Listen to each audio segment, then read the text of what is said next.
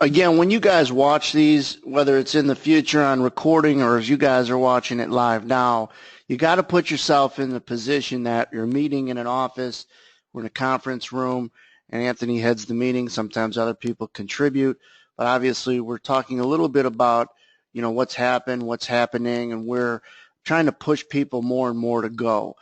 Going off of last week's Trump trading was an event or the meeting we did, then we opened up the room for Tuesday night. It was a non-event, but it was worth watching, right? Because you didn't want to put yourself in a position to be surprised. Like I put it last week, it's not a waste of time to put yourself in front of potential opportunity.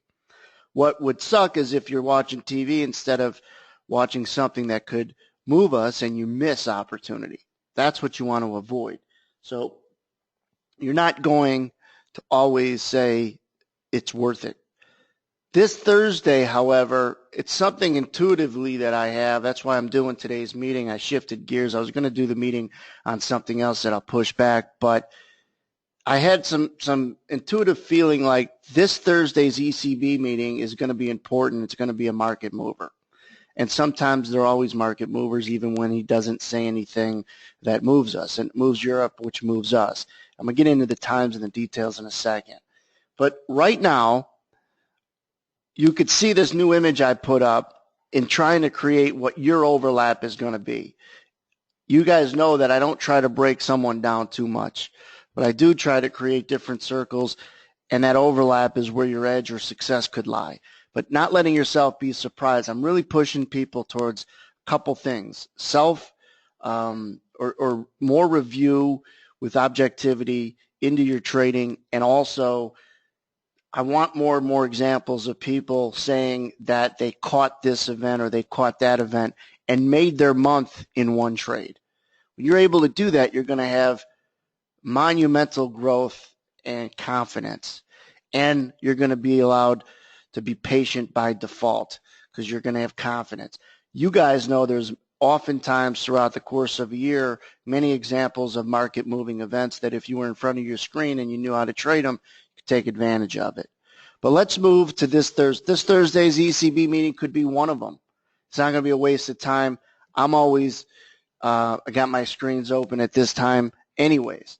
And what time is it? Well, it's Thursdays, 6:45 Central Time. They just release any kind of adjustment to the rate. That's going to be a non-event. The 7:30, that's why I put it in bold, is when the press conference for Draghi starts. Draghi is Janet Yellen. He heads the European Central Bank. That's what the ECB stands for. Ever since they went to the euro currency, for many of the European countries, they have their own central bank. Bank of England, Bank of Japan, Bank of China, all these central banks around the world. Ours is called the Federal Reserve. This one's obviously important because it encompasses several countries' economies, not just one. So when they move rates or they do something that's different, it's going to affect their treasury markets, their equity markets, which is going to bleed directly into ours, period, and has for several years. Ever since I started, this was a big moment potentially every time that they met. So it is important for me to give you guys what I was given, and that is continued help on how to take fundamental geopolitical central bank news and turn it into trades. Sometimes, and maybe most of the time, nothing happens. But two things with this meeting that are going to be important. Then I'm going to share a link that you guys could read a little bit more about. I'm going to open up the trading room early. I'm not going to say it to everybody in the trading room, just to you guys in the edge room. And the edge, everybody obviously that's here has access only to the edge room or these meetings every Tuesday. But the trading room, I'm going to open up early for Friday's unemployment report and early for this event, around 7:15 Central. I'm not going to make a big deal about it, but you guys are going to know about it. Come if you want, and we'll see. Again, could be a dud, but his press conference is run where they put out a statement, then it's Q&A. So sometimes there's moves that could come as it goes along.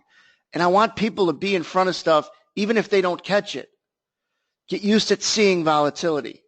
because that's what you want to live and breathe and hope for throughout your trading career. You want markets to move like crazy. You want 2008, not necessarily the carnage from 2008, but you want the price action. So let's go into a quick preview of what to expect. With any kind of event, especially a scheduled one where there's more people that are waiting for it, what could be the surprise? Well, the ECB, whether you know this or not, you should, is in a different disposition than we are here in the U.S. They're still in quantitative easing mode, which we came out of a few years ago. They're still in super low rates. We're in tightening our monetary policy. So over in Europe, they're still in dovish mode. So anything that's hawkish is going to be bearish for stocks, bearish for their treasuries, which will make it bearish for us, especially if those markets move down rapidly. Well, inflation is a big problem for being dovish and having low rates, because the only way you fight inflation, or the number one mandate of central banks is to fight inflation, is you have to raise rates. Why? Because the definition of inflation is too many dollars chasing too few goods and services, which means you got to make money more expensive. You do that by higher interest rates. That's not necessarily good for economic expansion, because there's usually less borrowing and investment when money's more expensive. So they don't want to get inflation to run too hot where they're behind the curve. Neither do we here in the U.S., but for sure in Europe. So if there's any hint in his statement at 7:30 Central about inflation, that's hawkish, because it takes them away from being in keep low rates forever. They're supposed to continue their QE program till December of this year. That's baked in. Does that change? Do they push it out? But this inflation has become something that could be a worry for other members of the ECB. All right? So inflation. If they talk about it, if they're worried about it, that's hawkish. And I'm going to show you what it does for different markets in a second. The second thing is this idea of tapering. If you remember, I can't remember the year, but it was March or May, started with an M, of 2012 or 13 maybe. If I had to bet on it, I'd say 13, March of 13. Bernanke was the Fed chairman. And at one of his congressional testimonies, he purposely introduced this word, tapering. Tapering is what the Fed started to do to unwind quantitative easing. And I'm not going to turn this into a economic meeting, but you got to know what quantitative easing is if you're a trader, not as an economist, but as a day trader. Quantitative easing was another tool that a central bank could use to make borrowing money easy and cheaper. They were buying bonds, right? And when you buy bonds, you got lower rates on those bonds. So there was a bond buying program by the central bank that had so many billions of dollars of bonds that were bought every month. Well, to unwind that, you didn't want to just, let's just say it was 80 billion at the height. The central bank doesn't want to just say, hey, we're not going to do it anymore starting on June. You can't just eliminate that $80 billion of investment. So he introduced this word of we're going to begin to taper. Well, there was a very pivotal and reprice moment that held on for several months after that speech. Go back and look. Google Bernanke introducing tapering. Again, I think it was May or March at his one of his congressional testimonies that he purposely gave that smoke signal. And the markets reacted. Another catchable moment to trade, because no matter what any other tool you're using to predict where the market's going, all the delta stuff we use, all the tools we get, you could put them on the side, throw them in the garbage, you put them on the side, because that's going to rule the day in the moment. You want to react diligently to that. Is Thursday with this ECB going to be that? Probably not, but we're not going to be surprised if it is, or when it comes to that moment. He probably would telegraph it in one of these press conferences. ECB is a little different. They do a press conference at each meeting and after each meeting. But anyhow, these are the two keys, inflation and tapering, that would create a lot of what? First of all, the euro. That's the major currency that's going to be affected, right? That's the native currency of the ECB. U.S. dollar is the native currency to the Fed. The yen is the Japanese bank. We know that. The euro, obviously, is going to be most sensitive to ECB language. The euro would go up if they're worried about inflation or if there's some crazy introduction of tapering or any kind of hawkishness that's a surprise in his comments or answers to questions. The euro, if indeed there's any hawkishness, is going to spike. It's going to get strong. The native currency goes in the direction of interest rates. If a central bank is hawkish, that means higher interest rates. The native currency is the euro. It would go higher against its major pairs. The euro is the euro versus the dollar. So the euro would spike. What would stocks do? First, the euro stocks and DAX are going to be most sensitive to ECB commentary because they're European companies. They're going to go down if indeed it's a hawkish surprise or rhetoric coming out of his press conference. The treasuries, namely the Bund, which is the most widely traded Eurex product. It's a 10-year note in Europe. It's going to also go down because it's got to price in what? Higher interest rates. Stocks don't like higher interest rates when it's a surprise because it makes money more expensive, makes borrowing harder. Less borrowing, less investment, bad for the economy, bad for stocks, bad for profits, on and on and on and on. If it's a surprise, and it would be a surprise if he's hawkish this Thursday at 7:30 and beyond Central Time. So treasuries would go down, stocks would go down, the euro would go up. They could also have a whipsaw where it's hawkish, no it's not. Hawkish, yes it is. It's a reprice day. It's hawkish, period. Bullish in the euro, bearish in stocks and Bund. You don't want to start getting ready for our business day, for our open at 8:30 Central saying, hey, what happened? You turn your screens on and you're going to say, what happened? If something big happened at around 7:30 Central and you open up your screens at 7:45 or 8 before our open and you say, what happened? That's on you. You suck. You're not a pro. You're not a pro if you said that after any big scheduled announcement. And you got to know it's coming. And you got to know that what would make you surprised, what would make the market surprised, rather. So you're not. So you want to be a pro, you want to be consistent, you got to make sure you minimize and eliminate what happened moments, especially when something's scheduled. Hey, if it's not scheduled, it's fine. What happened? There was some attack here or there, nothing you could do. But when it's scheduled and now you're prepped for it, there's no excuse. You know, to turn on your machine at 7:45 Central to say what happened, your fault. You know, it's your fault. Euro would spike, stocks would break, boom, treasuries. Now let me recap this. I'm not predicting that these things are going to happen. I'm not predicting it's going to be a strong euro, weak stocks, weak boom. I'm just not going to be surprised if they are. All right? I'm not going to be surprised if inflation is a worry in his comments, if tapering is introduced. I'm going to know that those are surprises.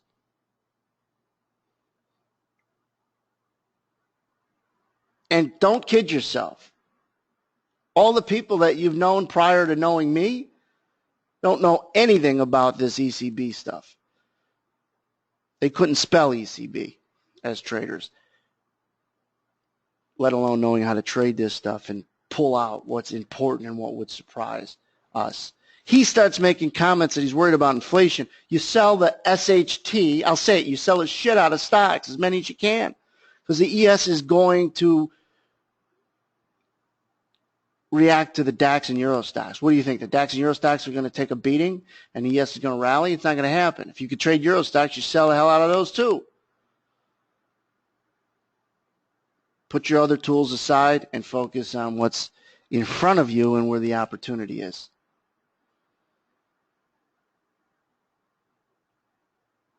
If, I'm trying to create an analogy, if you're a plumber, which you should go and become if you're not privy to what ECB is, but if you're a plumber and there's a break in the line and water spewing all over, you don't look for your solder gun. You do what you do to stop the leak. Turn the water off. You grab the pipe. You do whatever you do, and then you work on fixing it. Well, volatility is hey, let's focus on jumping on this big explosion, this big leak that we have, and push the delta tools aside or whatever, right? Push the other tools that we use to try to evaluate good execution, good timing, and good decision making, good biases, and that kind of stuff. So now let's look at these two times again. 6:45 is when if they changed interest rates, they do it then. They're not going to do that. But 7:30 is when, if they're going to send any smoke signals, is when Draghi would do it. Draghi is Yellen. He's the counterpart to our Janet Yellen, period. And by the way, I'm not condescending to anybody in here. I'm condescending to everybody outside of this office, outside of our community. They suck. That's where the money comes from, right? We beat on them. They're the other side. This is the lunch table you want to be at.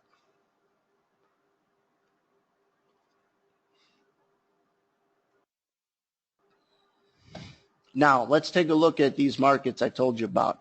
Let's start with the euro. And if you take a look at the 6E, which is the euro, and we open it up and we go to more of a, let's go to a 60-minute. This is an hourly look at the euro. All right, let's actually do this. Let's look at a daily. This is spotty because this is the before it became the front month. They're still in March, by the way, the 6E. All right, so you look at the pounding that the euro has taken since the election.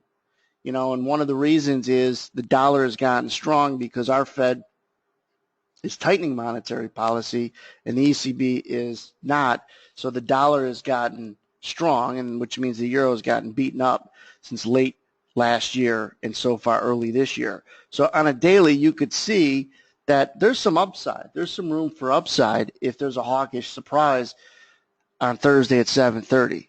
All right? There's some upside that they could take back here in the 6E, and we take it down to a 60-minute. You're always trying to look at, you know, what would knock these guys out. Look at the buy stops. Look at the nice swing highs that they could take out at this 106, 164 even area. These are 1250 a tick, and they, you know, it's thicker than oil, the 6E, but it'll move when it moves. It goes, is my point. What is this, a 60? Yeah, this is a 60-minute.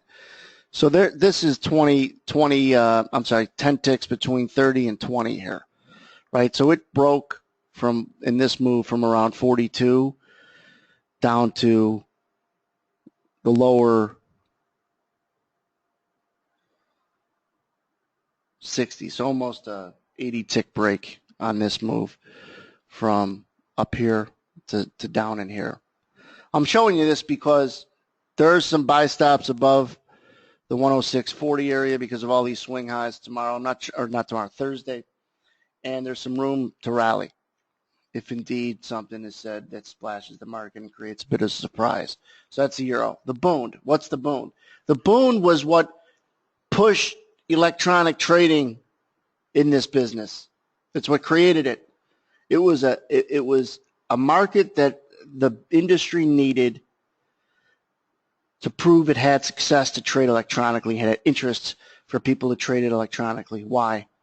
Eurex pioneered electronic trading. You should know this, a little bit of history. They closed down the Life exchange where the Boon was traded in a pit. Boon Bobble shots were traded in a pit in London. They closed down that floor in 2 weeks when Eurex stole these products and put them on a computer in 1996, 1997. Because the Boon was a thick market, 10 euros a tick, and it moved, created all kinds of liquidity and opportunity. You could trade 100, 200 lots in there, which is $1,000, $2,000 a tick, and it moves. It's a mover.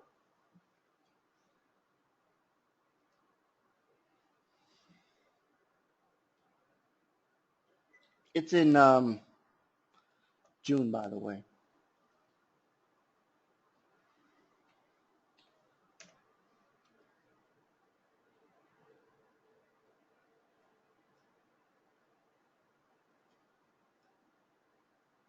I'm going to show you guys something. I can't grab this thing. Why can't I grab it? Here we go. This is a dome of the Bund. Now, you don't have to trade it. You're not looking to trade it. But look at the size. And it's closed. Well, it's not closed. It closes at noon Central, as far as like where most of the price action takes place. But it's 200 up, 150 up, and it's 32 bid at 33. It's a liquid market that moves. And why do I bring that up is because it was advantageous, opportunistic to trade, and really proved electronic trading could work in the mid to late 90s and really pushed the U.S. exchanges to come online sooner than they would have. A lot of politics involved in the U.S. exchanges because it's inherently rooted, deeply rooted in our society to trade in a pit and on a floor. But when Germany said the hell with that, they would have stole the Board of Trade and the CME products and did, they actually tried to steal the products, but the Board of Trade and the CME was a lot further ahead with Globex and Project A is what it was called in the Board of Trade, but they were ahead electronically and weren't going to let it happen. But Eurex actually had, I'm getting off point here, but they actually had a program for a free iPod back when the iPods were invented. Free iPod if you traded one bond a day on the Eurex side. So they were trying to steal the bonds from the Board of Trade. And I never did it. I wish I would have done it. I didn't understand what the program was or what an iPod was. But what guys were doing, and Eurex was pissed, is that they would just scratch one bond a day. They'd buy it and sell it, and they weren't trading it other than to get the iPod. But anyhow, it didn't succeed. They weren't able to steal the contract because at that point the Board of Trade and the CME were way ahead of the game and had their electronic systems up. So getting back to the Bund, this is the Bund let's go to a Bund on a daily real quick and wrap this up because I want guys to come to it. This is the June contract. Look at what it did late last year, right? It's rallied. So it's got some strength. However, over the last week or so, it's on a little bit of a pullback. It's got some room to the downside. If it's a very hawkish commentary, and some surprise smoke signals, they've got some downside that the Bund could have, meaning lower Bund prices create higher yields, right? Higher yields is hawkish Fed policy or central bank policy. We have to know at this point, bond prices move opposite yields. So if Janet Yellen says, we're going to raise 3/4 of a point next week, man, the treasuries would get killed because they're not pricing in those kinds of high yields. So bond prices would have to get hit. What would stocks do? Get hit.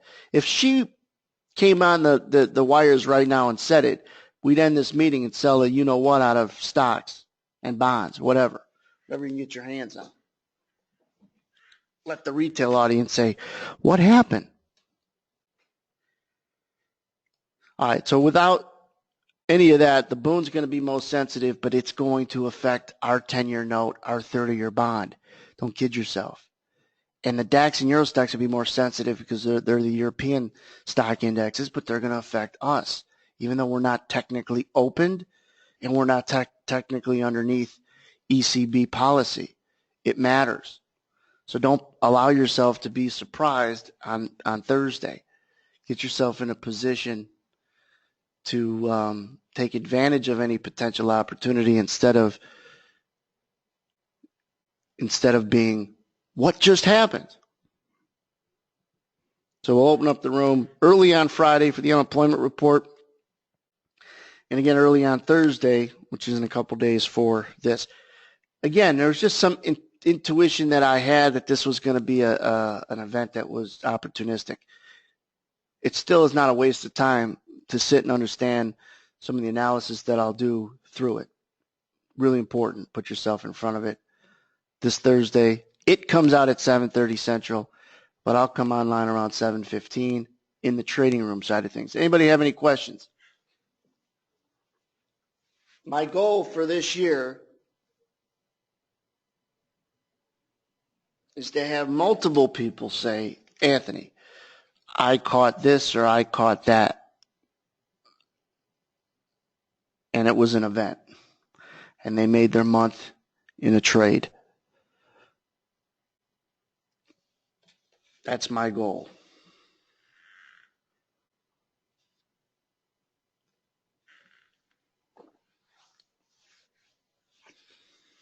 Here's the link I want to send you guys. This is important. Read this.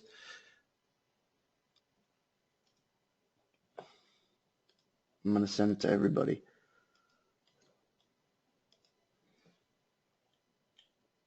Now, this article just mentions mostly what the euro could do, but based on what I told you guys, it's if the euro reacts violently, so are the other markets, stocks and bond and treasuries. Now, again, here, just to reiterate, you don't have to trade the euro stocks, the DAX, or the bond to take advantage of this, or the euro. You don't have to trade any of those. Trade U.S. stocks or U.S. treasuries.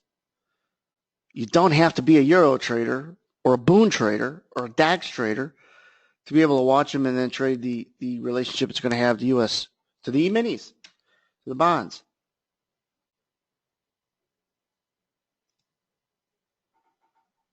You guys should have that link to an article that could further help you understand. Don't have to read the tables or the charts that they're showing you. Just read it. It's simple. I mean, it's one article. It's not a book. And again, the last two meetings that I did were to fill, I don't want to say a void, but the realization that let's think back on the first month I started and the morning wire that was put out and the access is a good word. The access that I had to Scott, two Scotts that were real smart guys, but day traders. So they were able to distill down this geopolitical or the fundamentals, whether they were treasury auctions or central bank policy, economic numbers, all that stuff, distill it down into shorter time frame moments and big moments, big shifts in policy. You know, he'd come on the squawk and say, "Hey, this is really a shift in an overall." And it wasn't on anything scheduled. Sometimes I remember it was, "Hey, this comment by I can't remember the guy's name. It was an ECB official at the time." And I remember him saying, "This is a kind of a shift in policy." His comments. This was over 10 years ago, and it was one of those pivotal moments. It was one of those moments like Bernanke had when he gave his testimony in front of Congress a few years ago, when they introduced the word tapering to the market.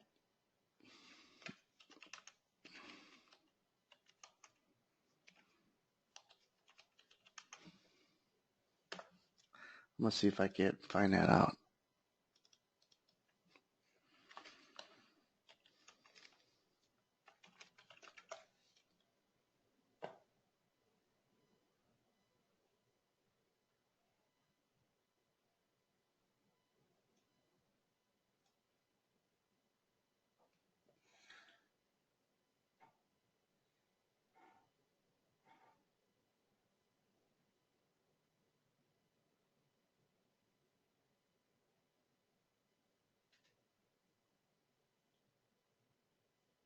"2013, I want to say it was May though.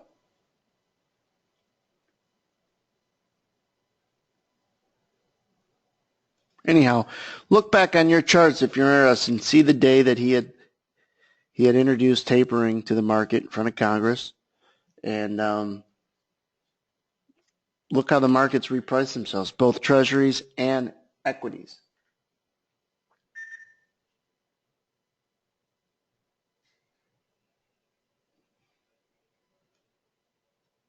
Oh, here it is. May 22nd, 2013.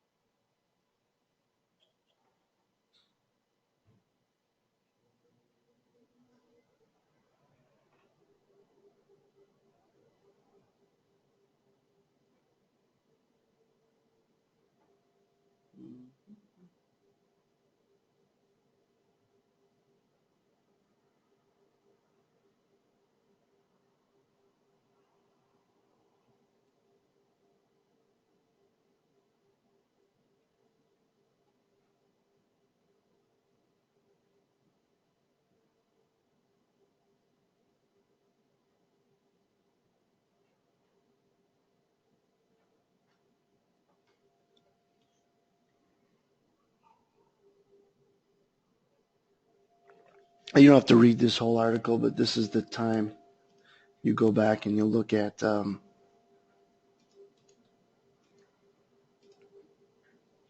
May of 2013. Go back and look at a stock chart or something and see the reaction to this statement. He introduced tapering. I'm not predicting, guys, that that's what Draghi is going to do on Thursday. At some point, I think he will, but I'm just saying we're not going to be surprised by it. That's all. This could be a done, nothing happens, and that's fine. But I'm no longer going to let people miss opportunities to do well. So if nobody has any questions, I'll stop the recording.